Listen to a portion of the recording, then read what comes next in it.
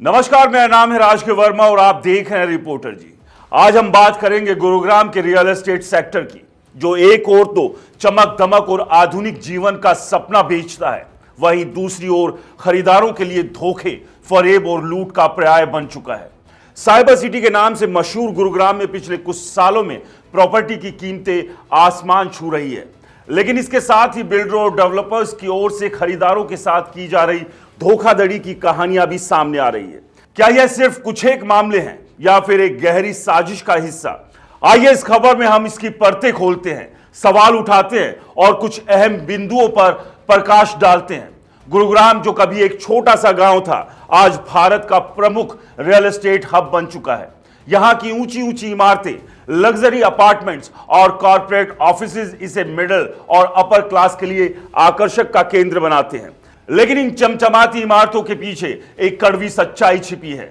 कई खरीदारों का आरोप है कि बिल्डर उन्हें लुभावने वादों के साथ फंसाते हैं और फिर प्रोजेक्ट अधूरे छोड़ देते हैं या तय समय पर पोजीशन नहीं देते हैं।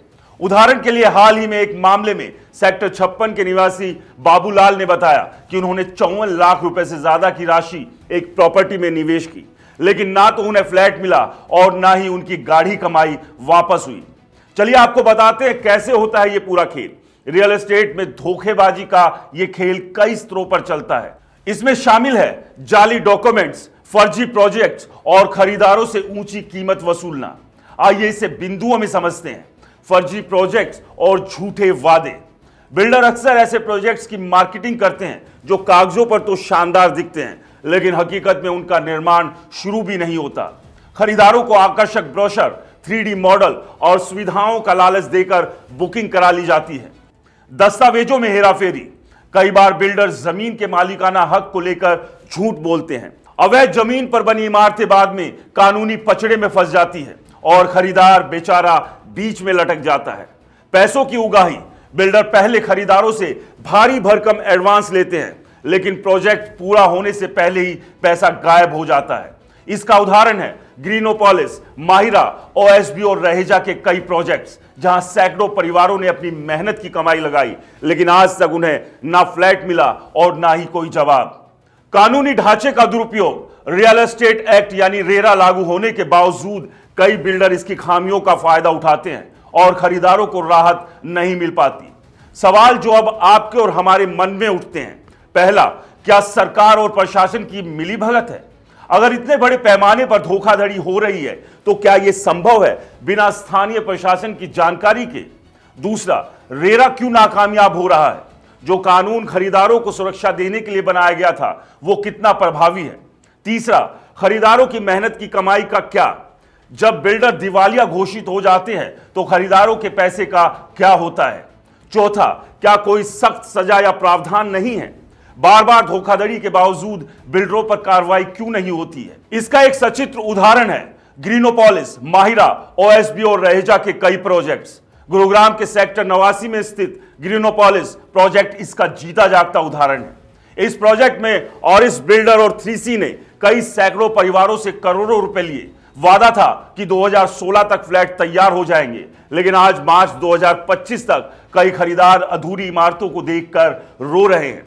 सोशल मीडिया पर लोग इसे डार्क रियलिटी ऑफ ग्रीनोपोलिस कहकर अपनी भड़ास निकाल रहे हैं। एक खरीदार ने लिखा, हमारी जिंदगी की कमाई लूट ली गई, और बिल्डर कहता है कि वो भी पीड़ित है। क्या ये मजाक है? इसके अलावा माहिरा, ओएसबी और रहेजा बिल्डर के भी कई ऐसे प्रोजेक्ट्स हैं जहां मध्यम वर्गीय परिवार अपनी मेहनत की कमाई लगाने के बाद खून के आंसू बहा रहा है। आंकड़े जो आपको और हमें चौंकाते हैं। हरियाणा रेरा के पास पिछले 5 साल में गुरुग्राम से 1 लाख से ज्यादा शिकायतें दर्ज हुई। एक रिपोर्ट के मुताबिक गुरुग्राम में 30% से ज्यादा रियल एस्टेट प्रोजेक्ट्स तय समय से 2 से 5 साल पीछे चल रहे हैं। 2024 में ही 200 से ज्यादा खरीदारों ने कोर्ट का दरवाजा खटखटाया, लेकिन ज्यादातर मामलों में कोई ठोस नतीजा नहीं निकला। इस काले खेल में फंसे खरीदारों की आप बीती आपको रुला देगी। सेक्टर 65 की रहने वाली रेखा शर्मा कहती है, हमने 2018 में एक फ्लैट बुक किया था। बिल्डर ने कहा था कि 2021 तक पोजीशन मिलेगा। आज 2025 चल रहा है, लेकिन ना फ्लैट मिला और ना पैसा वापस हुआ। हमारा परिवार किराए के मकान में रहने को मजबूर है। ऐसी कहानियां गुरुग्राम में आम हो चुकी है। इस सब के बीच बिल्डरों का भी एक पक्ष है। कुछ बिल्डरों का कहना है कि वो भी परिस्थितियों के शिकार है। उनका दावा है कि जमीन के विवाद, सरकारी मंजूरी में देरी और फंड की कमी उनकी मजबूरी है। लेकिन सवाल यह है कि अगर ऐसा है तो खरीदारों से पैसा लेने से पहले ये बातें क्यों नहीं बताई जाती। सवाल यह है कि अब आगे क्या होगा। गुरुग्राम का रियल एस्टेट सेक्टर एक तरफ विकास का प्रतीक है तो दूसरी तरफ धोखे और लूट का अड्डा बनता जा रहा है। खरीदारों के लिए जरूरी है कि वो प्रॉपर्टी खरीदने से पहले बिल्डर की साख, प्रोजेक्ट की वैधता और डॉक्यूमेंट्स की अच्छी तरीके से जांच करें। सरकार को भी चाहिए कि रेरा को और सख्ती से लागू करे और बिल्डरों पर नकेल कसे। निष्कर्ष और सुझाव: खरीदारों के लिए हमेशा वकील की सलाह ले और प्रोजेक्ट की रेरा रजिस्ट्रेशन जांचे। सरकार के लिए दोषी बिल्डरों के खिलाफ कठोर कार्रवाई और खरीदारों को तुरंत राहत सुनिश्चित करें। समाज के लिए जागरूकता फैलाएं ताकि लुभावने ऑफर्स के चक्कर में ना फंसे। गुरुग्राम के रियल एस्टेट की यह कहानी सिर्फ ईंट पत्थर की नहीं बल्कि सपनों के टूटने और मेहनत की कमाई के लुटने की है। क्या यह सिलसिला रुकेगा? जब आप भविष्य के गर्भ में हैं, लेकिन तब तक सावधानी एकमात्र रास्ता है। इस सब पर आपका क्या कहना है, हमें कमेंट्स कर जरूर बताएं। और दोस्तों, रिपोर्टर जी चैनल को अगर सब्सक्राइब नहीं किया है तो चैनल को सब्सक्राइब करना ना भूलें। नमस्कार।